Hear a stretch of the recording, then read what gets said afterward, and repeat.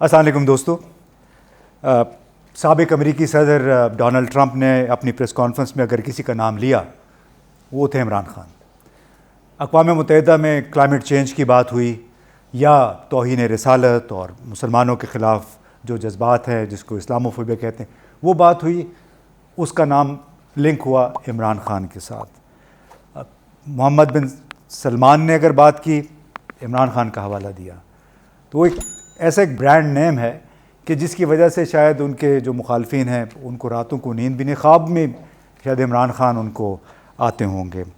اور وہ اس لیے انہوں نے پاکستان کی روایتی جو سیاسی قوتیں ہیں ان سے ایک جنگ مول لے رکھی ہے.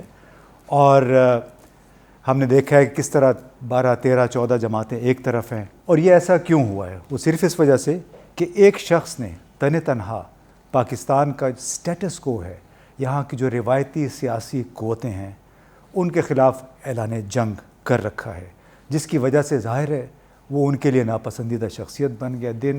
دن رات صبح شام عمران ہوتے وہ کہتے ہیں ہم نام بھی نہیں لینا چاہتے لیکن نام پھر بھی لے لیتے ہیں. یہ بھی ایک کہا جا سکتا ہے کہ سنگل ہینڈڈلی تنہا انہوں نے ان اداروں کے ساتھ بھی ٹکر لی جن کے حوالے سے بات کرنا بہت بڑا جرم یا گناہ سمجھا جاتا تھا. تو جناب وہ ہیں عمران خان سے. بڑی خوش قسمتی ہے ہمیں انہوں نے وقت دیا ہے. بہت بہت شکریہ خان صاحب. مشکل حالات ہیں پاکستان کے اور اس میں آپ نے جو ریزیلینس دکھائی ہے، ایک کہتے ہیں کہ آہنی اعصاب کی شخصیت ہے. آپ کے ساتھی آپ کے ساتھ بھاگ کے تھک گئے، آپ ماشاء اللہ نہیں تھکے. تو بڑی پاکستان کے لیے بڑی خوش قسمتی کی بات ہے کہ ایسا ایک لیڈر ہے جو بالکل مصمم ارادے کے ساتھ ڈٹا ہوا ہے اپنے مشن میں. تو یہ بتائیے کہ ہم پاکستان کے مسائل کی بات کریں، آپ کی نظر میں پاکستان کے 2-3 بڑے چیلنجز کیا ہیں؟ ایک تو اکنامک چیلنج ہے، وہ ایک سیپریٹ ایشو ہے، لیکن جو مین چیلنج ہے پاکستان کا وہ رول آف لا ہے. باقی سارے مسئلے ادھر سے نکلتے ہیں. میری ساری زندگی کا تجربہ ہے، ساری دنیا پھرا ہوں، میں نے صرف فرق ملکوں کے اندر ایک ہی وجہ سے دیکھا ہے، رول آف لا کی وجہ سے. جس ملک میں انصاف ہے وہاں خوشحالی ہے. جس ملک کے اندر مائٹ از رائٹ ہے، جنگل کا قانون ہے، جو بدقسمتی سے پاکستان کا ہے، جس کی وجہ سے میں نے 26 سال پہلے انصاف کی تحریک شروع کی تھی، کیونکہ جب انصاف آتا ہے تو تب ملک کے اندر خوشحالی اور پراسپیرٹی آتی ہے. تو یہاں مسئلہ ہمارا ملک کا یہ ہے کہ طاقتور نے کبھی بھی اپنے آپ کو قانون کے نیچے نہیں آنے دیا، جس کی وجہ سے وہ لا آف نیسیسٹی بھی نکلایا، جس کی وجہ سے یہ NROs نکلائے. یہ سارا ایک ملک کی جو تباہی کا ہے نا. میں سمجھتا ہوں کہ ملک کا جو پوٹینشل ہے وہ ہم اس لیے نہیں پہنچ سکے کہ وہ ملٹری ڈکٹیٹر آتا تھا تو وہ قانون کے اوپر آ جاتا تھا. اس کے بعد یہ جو 2 خاندانوں نے حکومت کی ہے، اب یہ ان کے ساری کوشش ہوتی تھی کہ عوام کے لیے ایک قانون ہو اور ہمارے لیے دوسرا. اور انہوں نے پیسے چوری کرنے کے لیے، انہوں نے کرپشن کرنے کے لیے جو سب سے بڑا نقصان پہنچایا کہ پہلے تو انہوں نے چوری کرنے پہ نقصان پہنچایا ملک کو، پھر اس چوری کو بچانے کے لیے ادارے تباہ کیے اپنی چوری بچانے کے لیے. مثلا نیب ختم کر دی، عدلیہ کو اٹیک کر دیا، ڈنڈوں سے سپریم کورٹ کو اٹیک کر دیا، ججز کو بریف کیسز چلائے، پولیس کو یعنی اس لیے استعمال کیا کہ لوگوں کو ڈرانے دھمکانے کیسز کرنے کے لیے بجائے لا اینڈ آرڈر قائم کرنے کے لیے. FIA وہ بجائے، اس وقت FIA صرف لگی ہوئی ہے پولیٹیکل وکٹمائزیشن کے اوپر. الیکشن کمیشن کو، یہ ابھی جو تماشا ہے الیکشن کمیشن کا، یہ ایک ایسی الیکشن کمیشن بنا دی ہے جو کہ صرف اس کا مقصد یہ ہے کہ عمران خان کو ڈسکوالیفائی کیسے کرو، کیسے ہمیں ہرانا ہے، کیسے مینپولیٹ کرو الیکٹرل پروسیس، کیسے کون سے حلقوں میں. یعنی وہ جو آ بھی گیا ہے ایک آڈیو لیک کے اندر کہ وہ انسٹرکشنز لے رہا ہے ان سے، یہ جو چیف الیکشن کمیشنر ہے. کوئی بھی جب ملک کے ادارے آپ تباہ کرتے ہیں آپ ملک تباہ کر دیتے ہیں. اور ساری ڈیولپنگ ورلڈ کا مسئلہ یہ ہے کہ وہاں یہ شریف اور زرداری خاندان ٹائپ لوگ بیٹھے ہوئے ہیں جو اپنے آپ کو قانون کے اوپر لے آتے ہیں, ملک کا پیسہ چوری کر کے باہر لے جاتے ہیں اور ملک کو مقروض کروا دیتے ہیں. وہاں ان کی کرنسی گرنی شروع ہو جاتی ہے کیونکہ لوگوں کو کہتے ہیں کہ آپ ملک میں انویسٹ کریں, اپنا پیسہ باہر لے جاتے ہیں. سو یہ اگر میرے سے آپ پوچھیں نا کہ پن پوائنٹ کریں, وہ پاکستان کا سب سے بڑا پرابلم ہے وہ رول آف لا ہے. اس سے سٹیم ہوتے ہیں اکنامک پرابلمز. جب آپ کے ملک میں رول آف لا نہیں ہوتا تو سارے پرابلمز وہاں سے شروع ہوتے ہیں. یہ ہو ہی نہیں سکتا, یہ کانٹرڈکشن ان ٹرمز ہے کہ ملک میں رول آف لا نہ ہو اور پراسپیرٹی ہو. یہ کانٹرڈکشن ہے. Switzerland is the classic case. میں لوگوں کو اس لیے مثال دیتا ہوں, رول آف لا انڈیکس میں 99.9% ہے Switzerland. So without any resources Switzerland میں پراسپیرٹی ہے. نائجیریا سب سے زیادہ تیل ہے افریقہ میں. وینزویلا میں سب سے زیادہ تیل ہے ساؤتھ افریقہ میں. غربت ہے وہاں کیونکہ دونوں میں رول آف لا نہیں ہے. نائجیریا میں 7% رول آف لا انڈیکس پہ اور وینزویلا سملر. یہ بتائیے کہ آپ نے رول آف لا ہی کی وجہ سے اینٹی کرپشن یعنی کرپشن کے خلاف جو مشن ہے اس کو ایک لحاظ سے آپ نے ایک مشن کے طور پہ پرسو کیا. کرپشن تو سمپٹمز ہے نا of not there being rule of law. جب آپ کا رول آف لا نہیں ہوتا, اور کرپشن بائی دا وے ہم جب کرپشن کی بات کرتے ہیں ہم رولنگ ایلیٹ کرپشن کی بات کرتے ہیں کیونکہ تمام ملک, یہ مجھے مہاتر نے آج سے بھائی 25 سال پہلے مجھے ملا تو اس نے مجھے کہا کہ دیکھیں جو نچلی کرپشن ہے نا وہ لوگوں کو تنگ کرتی ہے. مثلا سپیڈ منی لوگوں کو تنگ کرتی ہے, لیکن جو ملک کو تباہ کرتی ہے وہ پرائم منسٹر اور منسٹیریل لیول کرپشن ہے جو ایکچولی ملک کو مقروض کرتی ہے اور تباہ کرتی ہے. سو ہم جب کرپشن کی میں بات کرتا ہوں میں رولنگ ایلیٹ کی کرپشن کی بات کرتا ہوں. یہ بتائیے, بالکل رولنگ ایلیٹ کی کرپشن ہے. آپ کا ایک مشن بھی تھا, مشن سٹیٹمنٹ یہی تھی کہ جب تک ان سے ہم ان کے اثاثے یا ان سے حساب کتاب نہ لے لیں اس وقت تک ہم چین سے نہیں بیٹھیں گے. آپ سمجھتے ہیں کہ آپ سے ایک ٹیکٹیکل غلطی ہوئی. چین میں کرپشن کے خلاف جہاد یا جو مشن تھا اس وقت شروع ہوا 2012 میں جب صدر شی جن پنگ اقتدار میں, انہوں نے اس کو اپنا ایک اصول بنایا کہ ہم نے کرپشن کا خاتمہ کرنا ہے.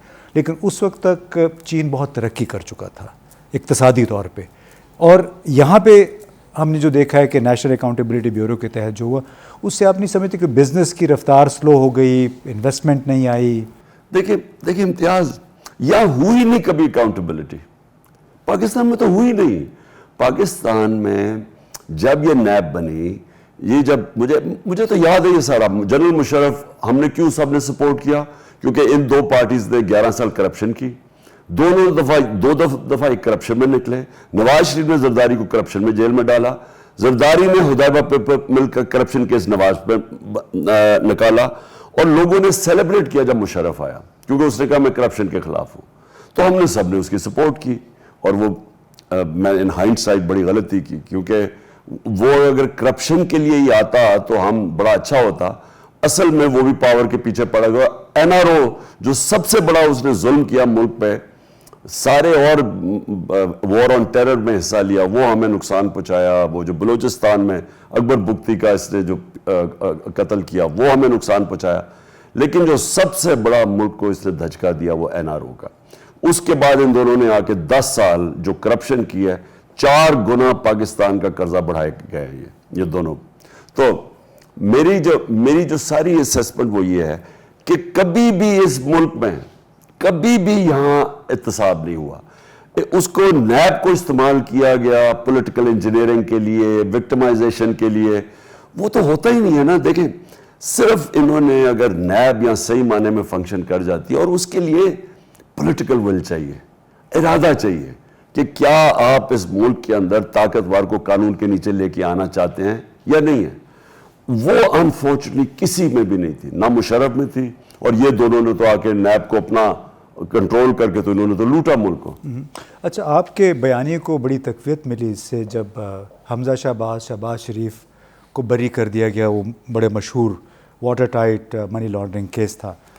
تو اس سے یہ تاثر مزید اب مضبوط ہو گیا ہے, اور آپ کو اس حوالے سے کیا فیڈ بیک ہے کہ اس ملک میں بس دو قانون ہیں کہ ایک ان لوگوں کے لیے اور ایک عام آدمی کے لیے. رگڑا عام آدمی کھاتا ہے جبکہ یہ لوگ دے گیٹ آف دا ہک. دیکھیں میں سمجھتا ہوں امتیاز, بڑے بڑے لوز دیکھے ہیں ہم نے پاکستان کی اونچ نیچ دیکھی ہے.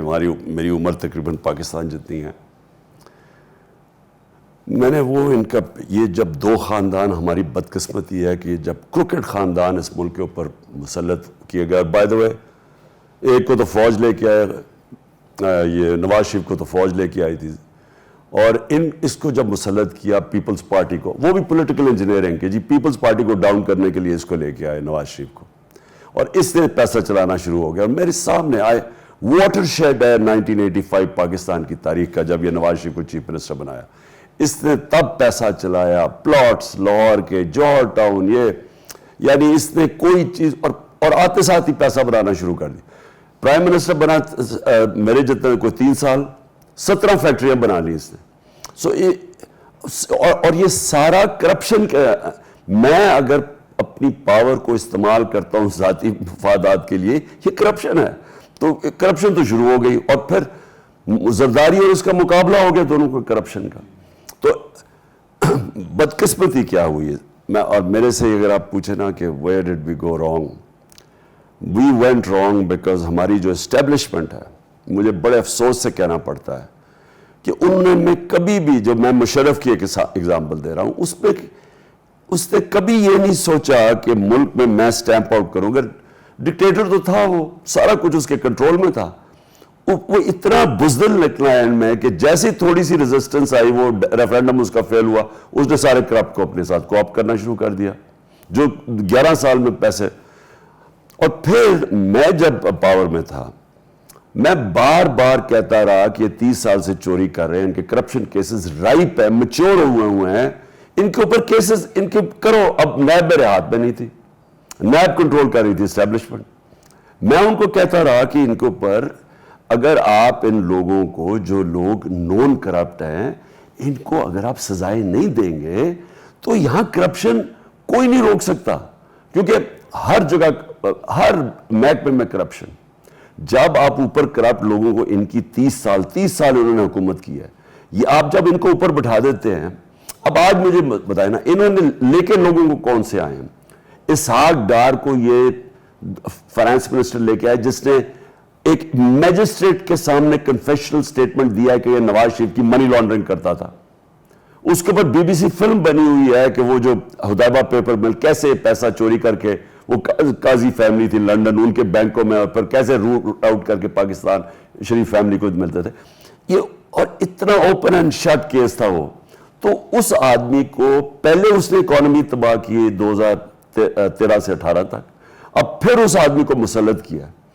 میرا پوائنٹ یہ ہے کہ میں جب ان کو کہتا رہا کہ یہ ان کو جب تک آپ نہیں کریں گے, یہاں کرپشن نہیں رکے گی, یہاں انویسٹمنٹ نہیں آئے گی, یہاں وہ انیبلنگ انوائرمنٹ ہی نہیں کبھی ڈیولپ ہو سکتی فورن انویسٹمنٹ کے لیے. اور تو چھوڑیں, آپ کا پاکستانی جو باہر بیٹھا ہوا ہے, 1 کروڑ پاکستانی ہے, وہ انویسٹ نہیں کرتا پاکستان میں کیونکہ کرپشن اتنی زیادہ ہے, وہ ملیشیا دبئی چلے جاتے ہیں. تو انویسٹمنٹ جب تک نہیں آئے گی, ویلتھ کریشن کیسے ہوگی. تو میرا پرابلم یہ تھا کہ یہاں کی اسٹیبلشمنٹ انفارچونیٹلی کرپشن کو برا نہیں سمجھتی. ہماری جو اسٹیبلشمنٹ ہے وہ مجھے کہتے رہے کہ جی دیکھیں نا عمران صاحب, آپ اکانومی کے اوپر زور دیں, آپ یہ جو یہ احتساب رہنے دیں, اکانومی کے اوپر کریں. ان کو یہ سمجھ نہیں آ رہی کہ رول آف لا اور اکانومی کنیکٹڈ ہیں. کانٹریکٹ انفورسمنٹ جو کی ہوتا ہے جو فورن انویسٹمنٹ آنے کے لیے, یہ جو ریکو ڈیگ میں کیا ہوا ہے, کانٹریکٹ کا ایشو بن گیا نا کہ ان کو کانفیڈنس ہی نہیں ہے. کارکے کا جو 2 ہم نے انہیریٹ کیے تھے اور ریزالو کیے, ہمارے اگینسٹ ڈیمیجز تھے, تو ان کو میں اس کی پریزیڈنٹ شی کی اگزامپل دیتا رہا. اس نے 450 لوگ پکڑ کے جیلوں میں, وزیر جیلوں میں ڈالے ہیں, 7 سال فائر کیا, لیکن اس نے وزیروں کو جیلوں میں ڈالا. تو وہ آج جو ان کا پروگریس جو فینومنل, اور کوئی روک نہیں سکتا چائنا کو. میں نہیں سمجھتا چائنا کو کوئی ملک روک سکتا ہے ان کے اکانومی کو. تو اس نے کیوں کیا, اگر یہ کرپشن ہوتے ہوئے, کرپشن ایک امپیڈمنٹ ہے آپ کے گروتھ ریٹ میں. آپ میری اور اسپیشلی جو یہ پرائم منسٹر اور وزیروں کی کرپشن ہے, اس کے ہوتے ہوئے کوئی ملک پروگریس ہی نہیں کر سکتا, کیونکہ ساری ڈیولپنگ ورلڈ کی کہانی یہ ہے. ابھی آپ نے چونکہ شی جن پنگ کی بات کی, صدر بائیڈن نے تازہ ترین ایک بیان دیا, اس میں پاکستان کو انہوں نے کہا کہ یہ بڑا افراتفری کا شکار ملک ہے جس کے پاس نیوکلیئر ہتھیار بھی ہیں، اور اس میں انہوں نے ذکر باقاعدہ یہ کیا ہے کہ ہم دیکھ رہے ہیں کہ چین، روس اور پاکستان کو کیسے ہینڈل کرے. یہ جو بیان آیا ہے اس سے آپ کے خدشات میں، آپ کے جو فکر ہے پاکستان کے حوالے سے، اس میں اب اضافہ ہوا ہے؟ کون کون سے چیلنجز ابھی پاکستان کو سامنا کرنا پڑ سکتا ہے؟ دیکھیں، میں 5 مہینے پہلے ایک انٹرویو دیا تھا اور وہ لوگ اب ٹویٹ بھی کر رہے ہیں وہ انٹرویو، اور انہوں نے جب انٹرویو میرا چلا تو انہوں نے پارلیمنٹ میں کہا کہ میرے اوپر آرٹیکل 6 لگنا چاہیے، پتہ نہیں مجھے سزا ملنی چاہیے، وہ جو میں چیزیں کہ وہ ساری چیزیں جو میں نے 5 مہینے کہہ رہی وہ ساری چیزیں سامنے آ رہی ہیں. وہ کیا تھی؟ ان کے پاس، کیونکہ ہم نے یہ دار کو اور یہ شریفوں کو دیکھا ہوا ہے، ان کے ہوتے ہوئے 30 سالوں کے اندر بنگلہ دیش بھی آگے نکل گیا، ہندوستان بھی آگے نکل گیا، ایسٹ ایشین ٹائیگر سارے ہمارے سے آگے نکل گیا 90s میں، اور پاکستان پیچھے رہ گیا، اور یہ فیملیز اربوں پتی بن گئی، ملک مقروض ہو گیا. تو مجھے تو پتا تھا کہ ان سے ہینڈل نہیں ہونا، اور اس سے پہلے جب یہ میرے خلاف سازش چل رہی تھی میں نے اسٹیبلشمنٹ کو وارن کیا کہ اگر اس وقت آپ نے یہ پولیٹیکل ڈیسٹیبلائزیشن ہونے دی، یہ کسی سے سنبھالا نہیں جائے گی اکانومی آپ سے، اسپیشلی ان چوروں سے. اور میں نے پھر شوکت ترین کو بھی کہا کہ جا کے پریزنٹیشن دیں کہ آپ اس وقت یہ جو سازش ہو رہی ہے اس کو کامیاب نہ ہونے دیں، کیونکہ یہ روک تو سکتے تھے نا، ان کو تو پتہ ہے کیا ہو رہا ہے، ان کے پاس تو بڑا اچھا، ہماری ایجنسیز تو ٹاپ کوالٹی کی ہیں، ان کے پاس انفارمیشن تو ساری تھی. تو مجھے لگا کہ یہ کوئی ہو سکتا ہے کہ یہ بلیو کرتے تھے کہ کوئی شہباز شریف کوئی بہت بڑا جینیس ہے، یا یہ بلیو کرتے تھے کوئی دار کوئی کہ کون مین وہ یہ کون مین ہے، یہ اشتہاریں دے کے کون کر کے وہ فیتے کاٹ کے تو یہ اپنے آپ ان کی پرفارمنس جو ہے، آپ صرف 5 سال کی پرفارمنس دیکھ لیں انہوں نے کیا کیا پاکستان کے ساتھ. ایکسپورٹ، جب آپ کے ملک کی ایکسپورٹ سے نہیں بڑھ رہی، جب پیسہ ڈالر اندر ہی نہیں آ رہا ہے تو ملک نے امیر کیسے ہونا ہے، یعنی خوشحالی کیسے آ سکتی ہے؟ کنزیومرزم کو زیادہ انہوں نے صرف ملک کو ٹریڈنگ سینٹر بنا دیا، مینوفیکچرنگ، انہوں نے اس ملک کی مینوفیکچرنگ تباہ کر دی. آپ انڈسٹری دے، ایکسپورٹس گر گئی پاکستان کی، یا ایکسپورٹس سٹیگننٹ ہی رہی نا، بالکل ہی وہیں کی 5 سال میں وہ بڑھی نہیں، اور امپورٹس 3 گنا زیادہ بڑھ گئی. اب وہ ملک نے ہمیں سب سے بڑا پاکستان کی تاریخ کا یہ بیرونی کرائسس، یہ کرنٹ اکاؤنٹ ڈیفیسٹ چھوڑ کے چلے گئے، اور ڈیفیسٹ بھی چھوڑ گئے. اور سب سے جو شیمفل چیز یہ ہے کہ ان کے دور میں جو آئل تھا دنیا میں وہ $50 کے ارد گرد تھا، ہمارے باہر $100 تھا. سب سے بڑا مہنگائی کا مسئلہ، ہمارے سارے پرابلمز، تو تیل کی قیمت اوپر چل گئی ہے. تو میں ان کو سمجھایا کہ ان کو یہ جو ہے آپ اس کو نہ کرنے دیں. تو انہوں نے آئی تھنک بلیو کیا کہ یہ کوئی بہت بڑے جینیسز ہیں، انہوں نے ان کو آنے دیا. اور اس کے بعد اب جو ہماری اکانومی نیچے جا رہی ہے اور جس طرف جا رہا ہے، میں یہ جو ابھی بائیڈن کی سٹیٹمنٹ ہے، مجھے بڑا فکر ہے اپنے ملک کی، جو میں نے 5 مہینے پہلے کہا تھا. مجھے فکر یہ ہے کہ انہوں نے ڈیفالٹ کی طرف جانا ہے، اور وہ تقریباً اب وہ کہہ گیا ری شیڈیولنگ کا کیا مطلب ہے، وہ کہہ رہے جی ہمارے پاس ہم پیسے نہیں دے سکتے آپ کے، تو آپ ہمیں ری شیڈیولنگ کرو. بیسکلی تو ڈیفالٹ کر کے بانڈ پاکستان کا کریش کر گیا. کسی نے پاکستان کو بیرونی کمرشل بینک سے قرضے نہیں دینے، کیونکہ ہماری کریڈٹ وردینس ہی ختم ہو گئی جب سے یہ آئے ہیں. اور مجھے جو خدشہ ہے کہ یہ اب جا رہا ہے ہمارے، اگر ہم ڈیفالٹ کی طرف گئے تو جنہوں نے ہمیں بیل آؤٹ کرنا ہے، وہ جو پاکستان سے قیمت مانگیں گے بیل آؤٹ کی، وہ بائیڈن کے منہ سے نکل گیا کہ پاکستان کا نیوکلیر پروگرام، یعنی نیوکلیر کی اس نے بات کی ہے. اور یہ بڑی دیر سے یہ لانگ سٹینڈنگ ایک یہ ویسٹرن کمیونٹی جو led by Israel, by the way Israel, اور یہ انڈو اسرائیلی لابی یہ بڑی سٹرونگ ہے. 80 سے میں سنتا تھا دا اسلامک بوم، ان کو خطرہ یہ بس کہ مسلمانوں کے پاس اگر آ گیا یہ ایٹم تو کوئی مسلمان کوئی فنیٹکس ہیں، وہ پورا پروپیگنڈا تھا. آپ سمجھتے ہیں کہ آپ نے بھی کسی حد تک اس لابی کو ناراض کیا جب آپ نے مودی کے خلاف بہت زبردست قسم کی تقریریں کی، آپ انڈو اسرائیل نیکسس کا بھی ذکر کرتے رہے، اقوام متحدہ میں بھی کیا، ان کا تو بہت زیادہ اثر و نفوذ ہے پوری دنیا میں. آپ سمجھتے ہیں کہ یہ بھی ایک وجہ بنی جو آپ کے ساتھ ہوا ہے؟ جی میں سمجھتا ہوں کہ انڈو اسرائیلی لابی بڑی سٹرونگ ہے. میں تو خیر جانتا ہوں، کیونکہ میں نے امریکہ جانتا ہوں، میں انگلینڈ میں دیکھا ہوا ہے ان کو اکٹھے فنکشن کرتے ہوئے. اصل میں امریکہ میں ان کی بڑی اسٹرینگتھ ہے، بیکاز جو آئی پیک ہے، جو اسرائیلی وہ ان کا جو وہ لابیسٹ گروپ ہے امریکہ میں، وہ بڑا کلوزلی انڈینز کے ساتھ مل کے کام کرتے ہیں. اب دیکھا بھی ہوگا نیتن یاہو جب تھا تو یہ نریندر موڈی ادھر گیا، وہ ہندوستان آیا، تو ان کا تو اب بڑا کلوز نیکسس ہے. تو اب جو نریندر موڈی، حالانکہ میں نے شروع میں پوری کوشش کی ان سے دوستی، یعنی ہندوستان سے، مجھے صرف مسئلہ تب آیا جب انہوں نے کشمیر میں جو 5 اگست 2019 جب انہوں نے ان کی اسٹیٹ ہوڈ لے لی، اب انہوں اور کرش کرنے کی کوشش کی، ان کو سیج میں، یعنی ان کو ایک اوپن جیل میں ڈال دیا. اب یہ نہیں ہو سکتا تھا کہ میں اب ان سے دوستی کروں اور وہ ایک ہمارے اور ایک انٹرنیشنل ڈسپیوٹڈ ایشو کے اوپر میں پیچھے ہٹ جاؤں. تو جب وہ کشمیر ہوا تو پھر ہم پیچھے ہٹ گئے.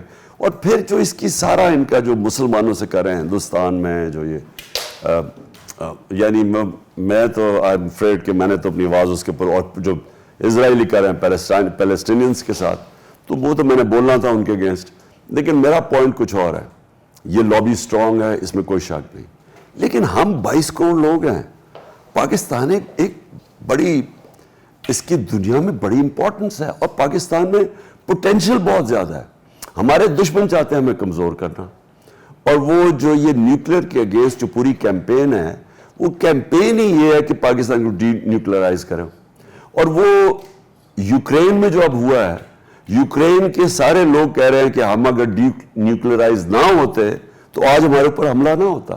تو میں سمجھتا ہوں پاکستان کی سیکیورٹی کی بہت بڑا خطرہ ہے اب ان چوروں کے، جب سے ان کو لے کے آئے، اور جو لے کے آئے ہیں ان کو، اور جنہوں نے ان کو این آر او دلوایا ہے، اور جنہوں نے اس ملک کو ایک دم، جو سب کے پاس پاکستان اکنامک سروے میں ہماری فگرز ہیں کہ کدھر ہم چھوڑ کے گئے تھے ملک کو، انہوں نے 6 مہینے میں کدھر پہنچایا. میرے خیال میں یہ پاکستان کی تاریخ میں سب سے بڑا جرم ہوا ہے. انہوں نے بہت زیادہ بلا شبہ لگتا ہے کمپرومائزز کر لیے. اب اس تمام صورتحال میں جہاں پہ آپ کا مقابلہ ایک ویسٹڈ انٹرسٹ کے ساتھ ہے، جس کو کہتے ہیں اسٹیٹس کو کی قوتیں، جو کہ بہت انٹرنچڈ ہیں، اس میں جو حقیقی آزادی کا آپ بار بار آپ نے نعرہ لگایا، اور لوگوں کو آپ نے، نوجوانوں کو گیلونائز بھی کیا ہے، آپ کے پیچھے لوگوں نے لبیک بھی کہا ہے. لیکن یہ جو 19ویں صدی کا نظام ہے، جس میں ہماری ملٹری، ہماری اشرافیہ جو ہے وہ جونک بن کے اس ملک کا خون چوس رہے ہیں، حقیقی آزادی کا آپ پھر منزل کیسے حاصل کریں گے؟ میں سمجھتا ہوں کہ اگر آج کوئی بھی جو پاکستان کو سمجھتا ہے، پاکستان کی اکانومی سمجھتا ہے، پاکستان کا گورننس سسٹم کو سمجھتا ہے، جدھر آج ہم کھڑے ہیں، جو بھی یہ پرانا نظام جو چلا آ رہا تھا نا، یہ اب چل نہیں سکتا پاکستان میں. پاکستان اب یا تباہی کی طرف جائے گا یہ پرانے سسٹم کے تحت اور ان چوروں کے ساتھ. اور اگر اسٹیبلشمنٹ نے اپنے آپ کو ری تھنک نہ کیا کہ یہ کس طرح، یہ جو ان کا جو یہ ساری انٹرفیرنس ہے، اور جو جس طرح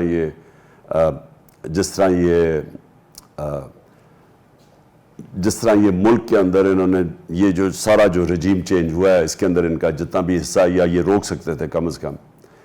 دیکھیں، اگر یہ سمجھتے ہیں کہ پاکستان اگر اس طرح اب مزید آگے چل سکے گا، یا تو ان سے زیادہ بیوقوف لوگ ہیں کوئی نہیں، کیونکہ پاکستان اب ادھر یہ پہنچا دیں گے جدھر پاکستان اب اپنی سروائیو کے لیے کھڑا ہوگا. اور سروائیول تب ہوگی جب ہم اپنا سارا سسٹم گورننس کا چینج کریں.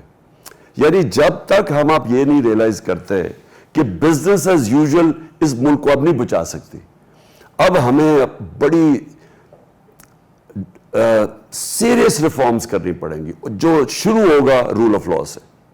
جب تک آپ یہ چوروں کو قانون کے نیچے نہیں لے کے آتے. دیکھیں، ساری دنیا کے اندر ایک چیز ہے، امریکہ میں ان کی جب وہ کہتے ہیں نا، وہ ایک ان کا موٹو ہے کہ crime does not pay, make crime painful. جب تک کرائم مہنگی نہیں پڑے گی کسی کو، کرائم ختم نہیں ہوتی. بالکل. خان صاحب نے بڑی زبردست یہ بات کہی کہ جب تک سزا یقینی نہیں ہوگی کسی جرم کی، اس وقت تک تبدیلی ممکن نہیں ہے، رول آف لاء قائم نہیں ہو سکتا. اور بڑے ایک پرفیکٹ نوٹ میں پروگرام کا یہ پہلا سیگمنٹ یہ ختم ہو رہا ہے کہ پرانا نظام اب نہیں چل سکتا. یہ 2022 ہے، 1980 اور 1990 کی دہائی نہیں ہے. یہ بات شاید کئی لوگوں کو سمجھ نہیں آ رہی ہے. جو ہم میڈیا میں روزانہ یہ باتیں سنتے ہیں, لیکچر سنتے ہیں, تو تبدیلی آ رہی ہے, تبدیلی آنی چاہیے. تبدیلی کے بغیر خان صاحب کا یہ کہنا ہے کہ یہ ملک نہیں چل پائے گا جس انداز میں اب تک چلایا گیا ہے.